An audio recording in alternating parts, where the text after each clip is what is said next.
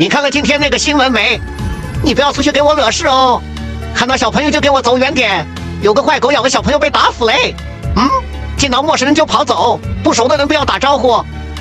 听到没有？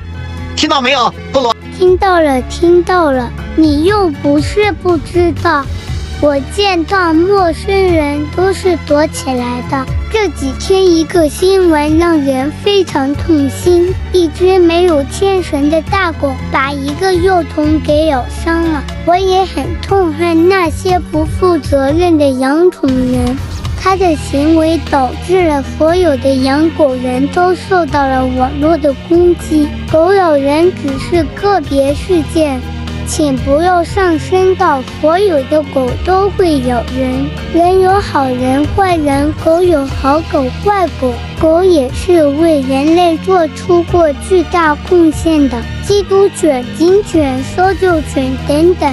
宠物犬也有作为陪伴抚慰情绪的作用，不能一竹竿打死一船狗。大家说我说的对吗？